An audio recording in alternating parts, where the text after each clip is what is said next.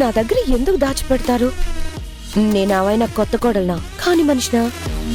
ఈ ఇంట్లో జరుగుతున్నవన్నీ మిమ్మల్ని ఎంత బాధపడుతున్నాయో నాకు తెలియదు అనుకుంటున్నారా? నా బాధంతా మీ గురించే అత్తయ్య. ఏం చేయమంటావు మేఘనా?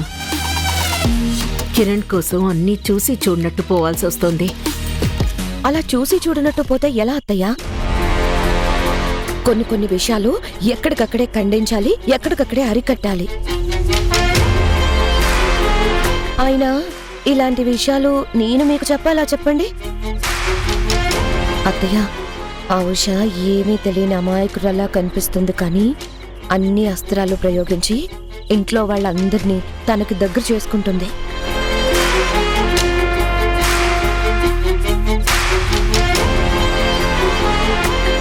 తనకి దగ్గర అవ్వడం అంటే మనకి దూరం అవ్వడమే కదా. మీరు నేను ఆఖరికి ఒంటరిగా మిగిలిపోతామేమో అని నాకు చాలా భయం వేస్తుంది. మేఘనా, ఉషకి చిన్న యాక్సిడెంట్ జరిగి అందరి దృష్టిని తన వైపు తిప్పుకుంటోంది. ఈ టైంలో మనం ఏం మాట్లాడినా అందరికీ చేదుగానే కనిపిస్తుంది. నువ్వు కూడా ఈ టాపిక్ గురించి ఎక్కువగా మాట్లాడకు. అయినా నేనేదైనా సహిస్తున్నాను అంటే అది కేవలం కిరణ్ కోసం మాత్రమే. ఉషకి నా దృష్టిలో ఎలాంటి విలువ లేదు. తన గురించి ఆలోచించవలసిన అవసరమూ నాకు లేదు. నువ్వు వెళ్ళు.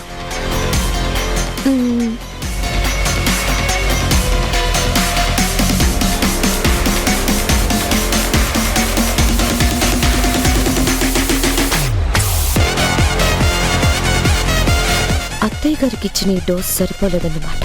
ఇంకోసారి ఇంకొంచెం డోస్ పెంచాలి.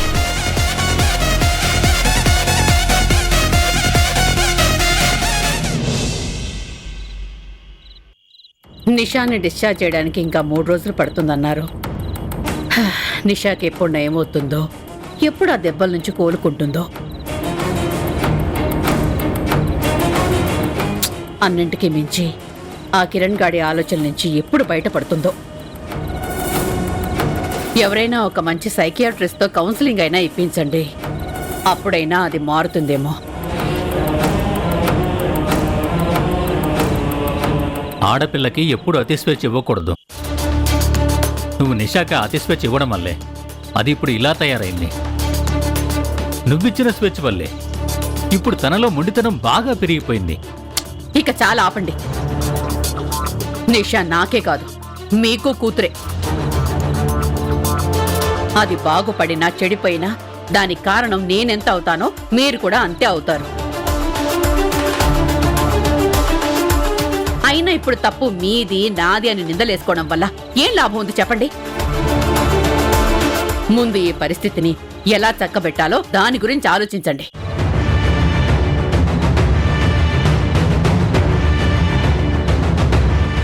ఆలోచించా. వీటన్నిటికీ పరిష్కార మార్గం ఎప్పుడూ ఆలోచించా.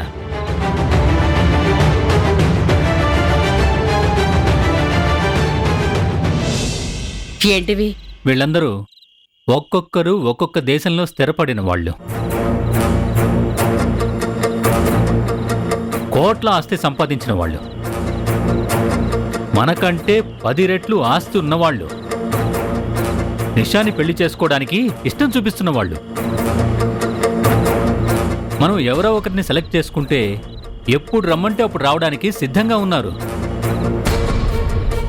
ఈ ఫొటోస్ అన్నీ చూసి అందులో నిషాకి తగిన వాడెవరో నువ్వే సెలెక్ట్ చేయి. పెళ్లి చేసి ఫారెన్కి పంపిస్తే ఇక్కడ విషయాలన్నీ సర్దుకుంటాయి.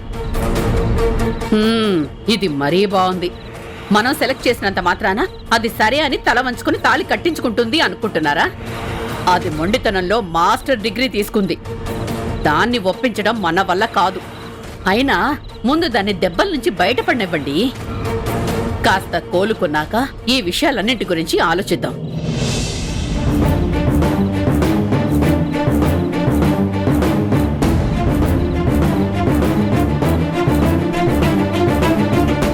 నిషా, నిషా, నిషా,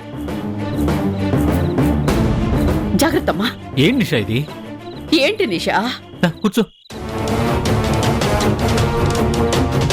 నిన్ను డిశ్చార్జ్ చేయడానికి ఇంకా 2-3 రోజులు పడుతుందన్నారు. ఈ టైంలో నువ్వెక్కడికి కదలకూడదని మరీ మరీ చెప్పారు కదే.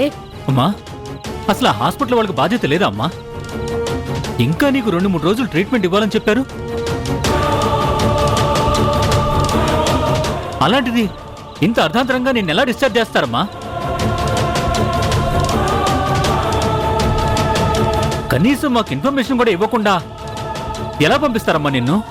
వాళ్ళు పంపించేదేంటి, నేనే వచ్చేసాను. అయినా ఇంకా ఎన్ని రోజులు హాస్పిటల్లో ఉండాలి? ఆ హాస్పిటల్లో ఉంటే ఆ ఉషయ్య గుర్తొస్తుంది. అదన్న మాటలే గుర్తొస్తున్నాయి. అదేమందో గుర్తుందిగా, నా ప్రాణాన్నేదో నాకు ముష్టి వేసినట్టుగా మాట్లాడింది. దాని దయతోనే ఇప్పుడు నేను జైలు పాలు కాలేదన్నట్టు తలపొగురుతో మాట్లాడింది. నేను హాస్పిటల్లోనే ఉంటే దాని తలపొగరే నాకు గుర్తొస్తుంది.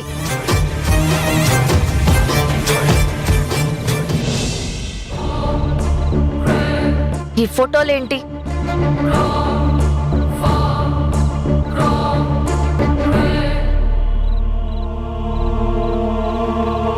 మిమ్మల్ని అడుగుతున్నాను, ఈ ఫోటోలేంటి? ఆ, ఆ, నీకు పెళ్లి సంబంధాలు చూస్తున్నావమ్మా. అందులో ఎవరో ఒకరిని సెలెక్ట్ చేసుకుంటే వాడితో నీకు పెళ్లి చేసి ఫారెన్ పంపించేస్తావమ్మా. ఏంటి, పెళ్లి సంబంధాలు చూస్తున్నారా? ఏ, పెళ్లి చేసుకోకుండా ఇలాగే ఉండిపోతావా? జీవితాంతం ఆ కిరణ్ గాడిని ఊహించుకుంటూ బతికేస్తావా అమ్మా? ఆ కిరణ్ గురించి ఆలోచిస్తూ ఆ ఉషా మీద కోపం పెంచుకుంటూ నువ్వు ఎప్పుడు ఏ పిచ్చి పని చేస్తావో అని భయంగా ఉందమ్మా. నువ్వు ఎప్పుడు ఏ ప్రమాదంలో పడతావని మేము ఆలోచించాల్సి వస్తుందమ్మా. చూడమ్మా, అందులో ఎవడు నచ్చాడో చెప్పు, వాడికిచ్చి నీకు పెళ్లి చేస్తాం. అమ్మా, నిషా, నిషా, ఏ, నిషా, అమ్మా, అమ్మా, ఆగమ్మా. ఆగమ్మా. అంతా మీ ఇష్టమేనా? మీ ఇష్ట ప్రకారమే నేను చెయ్యాలా? కిరణ్ మనసు మార్చుకోవచ్చు, మీరు మాట మార్చుకోవచ్చు, నేను మార్చుకోను. ఈ నిషా ఏదనుకుంటే అది జరగాలి. ఏది కోరుకుంటే అది అవ్వాలి. నన్ను కాదని పెళ్లి సంబంధాలు చూడొద్దని చెప్పాను, అయినా చూశారు. మళ్ళీ చెప్తున్నాను, ఇంకోసారి చూశారంటే నేను ఇంట్లో నుంచి పారిపోతాను. నిషా, అమ్మా, నిషా, నిషా,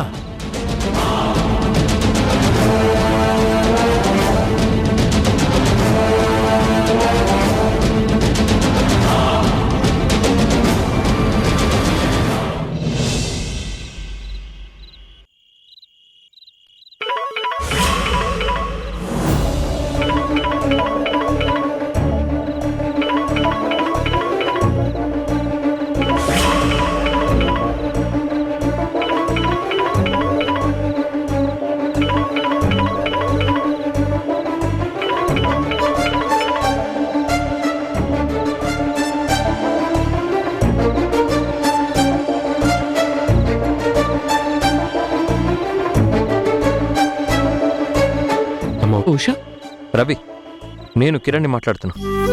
ఓ బావగారు, మీరా? ఎలా ఉన్నారు? నేను బాగున్నాను. నువ్వెలా ఉన్నావు? ఇంట్లో అందరూ ఎలా ఉన్నారు? మేమంతా బానే ఉన్నాం. ఏంటి సంగతి ఈ టైంలో ఫోన్ చేసావు? ఏం లేదు, ఉషకి ఏదో చిన్న యాక్సిడెంట్ అయిందంట, దెబ్బలు కూడా తగిలాయంట. ఇప్పుడు ఉషకి ఎలా ఉంది? ఉషాకి ఏం కాలేదు. నువ్వేం కంగారు పడాల్సిన అవసరం లేదు. Now she all right. కాకపోతే కొంచెం రెస్ట్ తీసుకుంటుంది, అందుకే నేను ఫోన్ లిఫ్ట్ చేశాను. బావగారు, మిమ్మల్ని ఒక మాట అడగొచ్చా? అడుగు. నేను ఒకసారి ఇంటికొచ్చి మా ఉషను చూడొచ్చా? రవి, నీ చెల్లిని చూడడానికి నా పర్మిషన్ తీసుకోవాలా? ఎప్పుడు కావాలంటే అప్పుడు రావచ్చు, ఎప్పుడు కావాలనుకున్నా వచ్చి చూడొచ్చు. ఇది మీ ఇల్లే అనుకో. రావడానికి ఏ మాత్రం మొహమాట పడొద్దు, ఎనీ టైం. సరేనా? థ్యాంక్ యూ సో మచ్ బావగారు. సరే బావగారు, ఉంటాను. Okay, good night.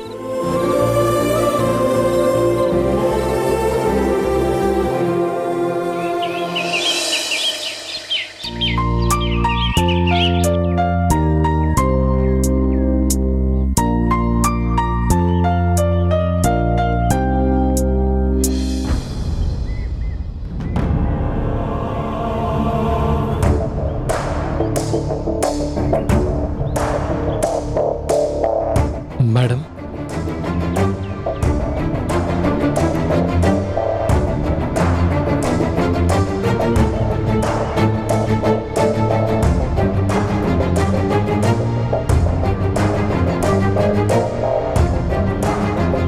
ఉషాని కలవడానికి వచ్చానండి.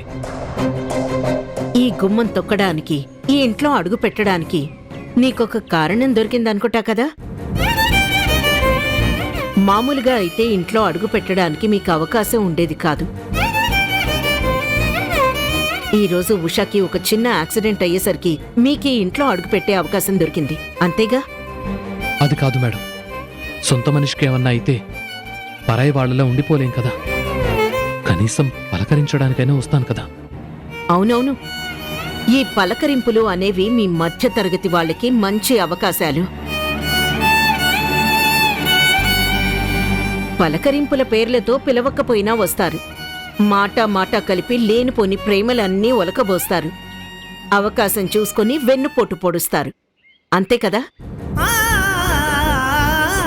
ఏంటి, ఏం మాట్లాడడం లేదు? అయినా ఇంత మంచి అవకాశం దొరికితే నువ్వొక్కడివే వచ్చావేంటి? నీతో పాటు తోకల్లా మీ అమ్మ నాన్న కూడా రావాలి కదా. అవకాశం దొరికింది కదా అని ఈ ఇంట్లో అడుగు పెట్టడానికి గుంపులుగా వచ్చేస్తారు కదా. వాళ్ళు రాలేదేంటి?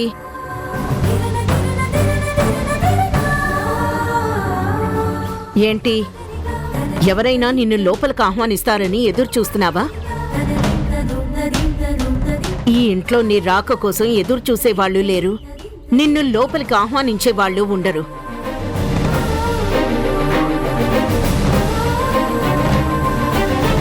హాయ్ రవి, ఎంతసేపు అయింది వచ్చి?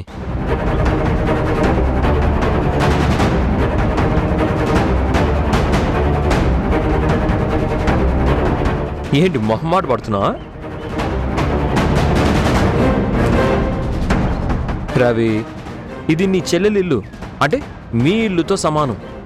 మరి లోపలికి రావడానికి మొహమాట పడితే ఎలా? అరే హుషాని చూడ్డానికే కదా వచ్చావు, రా.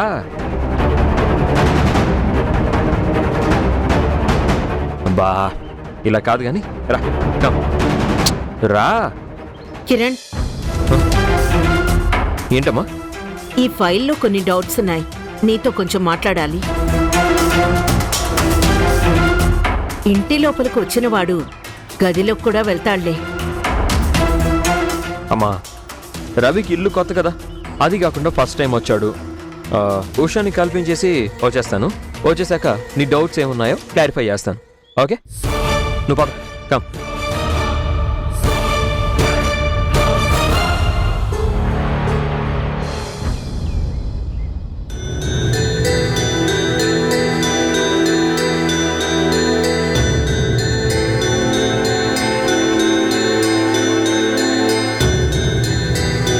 ఉషా, నీకోసం ఎవరొచ్చారో తెలుసా?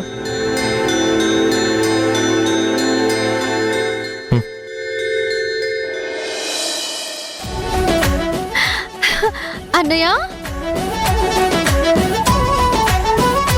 ఎప్పుడైనా రావడం? ఎందుకు లేచావు? కూర్చొని మాట్లాడొచ్చు కదా. నాకేం కాకపోయినా నన్ను అందరూ కలిసి ఒక పేషెంట్ ని చేశారు. ఒక చిన్న దెబ్బకి ఇంత హడావిడి చేస్తున్నారు. వాళ్ళకి నువ్వు కూడా తోడయ్యావా? సరే సరే, మీరిద్దరు మాట్లాడుతూ ఉండండి, నేను ఇప్పుడే వస్తాను.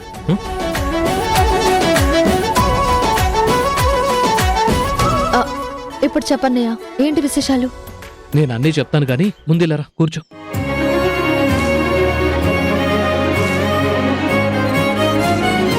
బావగారు చాలా మంచివారిలా ఉన్నారు కదా ఉషా. మంచితనం అనే పదానికి నిలవెత్తు నిదర్శనంలా ఉంటారన్నయ్య. ఆయన నిన్నెలా చూసుకుంటున్నారు? ఆ ప్రశ్నకి నేను 100 జవాబులు చెప్పాలి.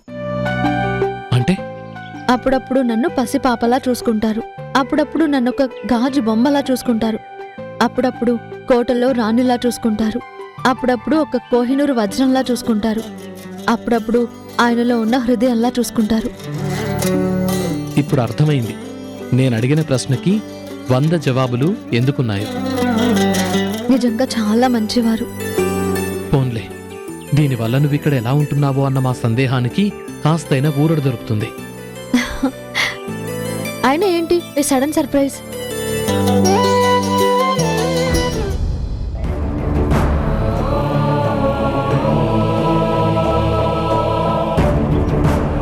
అన్నయ్య, ఆడపిల్ల డబ్బు మీద పుట్టిల్లు ఎక్కువగా ఆధారపడకూడదు ఉషా. నువ్వు డబ్బిచ్చావుగా, అందుకే తిరిగిచ్చేద్దామని వచ్చాను. ఇంత డబ్బు నీకెక్కడిది? ఉద్యోగంలో జాయిన్ అయ్యావా? ఉద్యోగమా? ఇంక ఈ జన్మలో ఉద్యోగం రాదేమో. అదేంటన్నయ్య అంత మాట అన్నావు? ఉద్యోగం ఎందుకు రాదు? నిన్నొక ఇంటర్వ్యూకి వెళ్ళాను. నా సర్టిఫికెట్ చూసి, నా క్వాలిఫికేషన్ చూసి ఉద్యోగం ఇవ్వడానికి సిద్ధపడ్డారు. అంతలోనే వాళ్లకు ఫోన్ కాల్ వచ్చింది. ఆ ఫోన్ మాట్లాడి పోలీస్ స్టేషన్కి వెళ్ళొచ్చిన నీకు ఉద్యోగం ఇవ్వలేమని చెప్పి పంపించేశారు. ఇక్కడే ఇలా అయిందంటే ముందు ముందు కూడా ప్రతిసారి ఇలాగే అవదని ఏంటి నమ్మకం? అందుకే ఉద్యోగం వస్తుందన్న నమ్మకం కూడా పోయింది ఉషా. అలా అనకన్నయ్య, నాన్నగారన్న మాట గుర్తుపెట్టుకో. మంచితనం ఒక్కోసారి నేల కొరిగినా మరోసారి ఆకాశాన్నంటే స్థాయికి ఎదుగుతుంది. సరే, ఆ విషయం గురించి వదిలే. ముందు ఈ డబ్బు తీసుకో. ఈ డబ్బు ఎక్కడిదో నువ్వింకా నాకు చెప్పలేదు. నాన్నగారి పేరు చెప్పి ఒక పిల్లాన్ని స్కూల్లో చేర్పించాను. దానికి కృతజ్ఞతగా ఆ పిల్లాడి పేరెంట్స్ ఈ డబ్బిచ్చారు. ఆ పిల్లాడు ఎంట్రన్స్ టెస్ట్లో పాస్ అయ్యాడా? లేదు కాబట్టే కదా నాన్నగారి పేరు వాడాల్సి వచ్చింది. అంత పెద్ద స్కూల్లో అడ్మిషన్ ఇప్పించినందుకు ఈ డబ్బిచ్చారు. ఆ స్కూల్కి ఎంత పేరుందో, ఎంత ప్రతిష్ట ఉందో నీకు తెలుసు. అలాగే నాన్నగారికి అక్కడ ఎలాంటి గౌరవం ఉందో కూడా నీకు తెలుసు. తెలిసి ఇలాంటి పని ఎలా చేయగలిగావన్నయ్యా?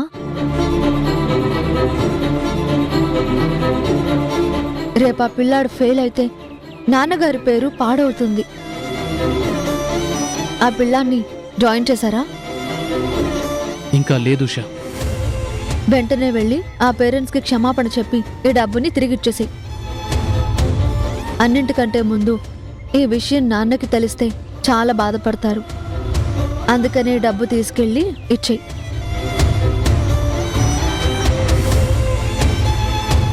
అన్నయ్య, నువ్వు ఆ డబ్బు తిరిగి ఇవ్వకపోతే నేను చాలా బాధపడతాను. సారీ ఉషా, నేనంత దూరం ఆలోచించలేదు. పర్లేదు, నాకు డబ్బు తిరిగి ఇవ్వాలన్న తాపత్రయంతో అలా చేశావు. నేనది అర్థం చేసుకోగలను. బట్ నాకు ఈ డబ్బు వద్దు.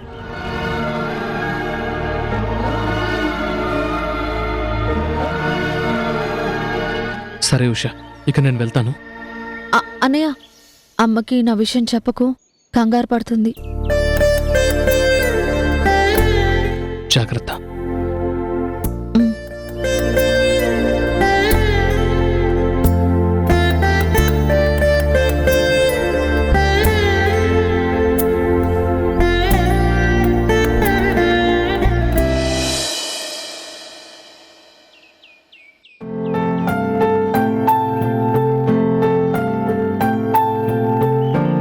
ఏంటి కిరణ్మయి అంత హడావిడిగా వెళుతున్నావు?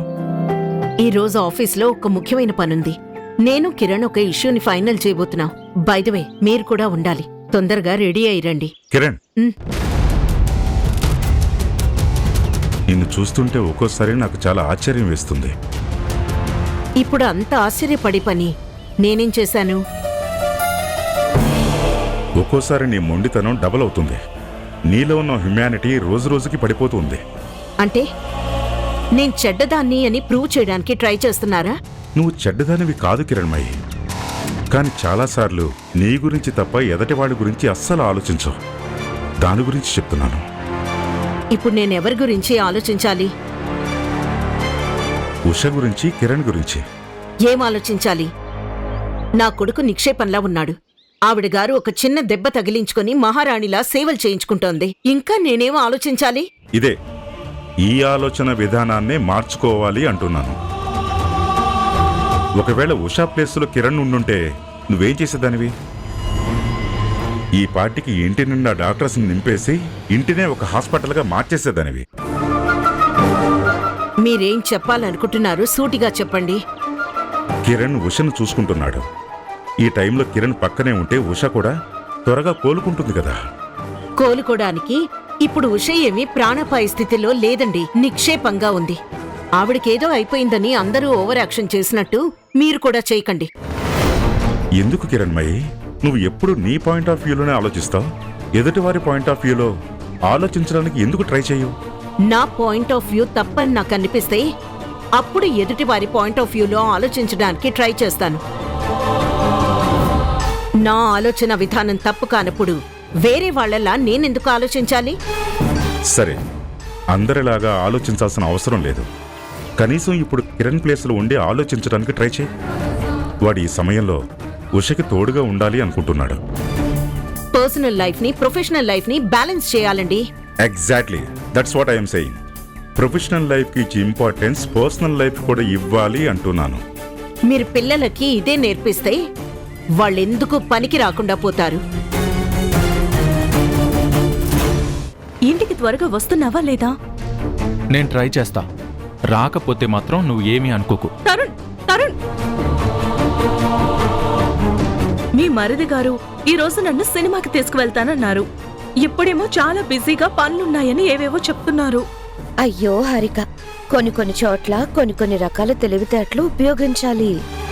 ఇప్పుడు నేనేం తెలివితేటలు ఉపయోగించాలి? ఇదే ఫోన్ను నువ్వు ఉషా చేత చేయించుంటే చెంగుమని గంతులేసుకొని వచ్చేవాడు తరుణ్. అదేంటి? ఒక్కొక్కరు ఒక్కొక్కరి మాట వింటూ ఉంటారు. తరుణేమో ఉష మాట వింటాడు.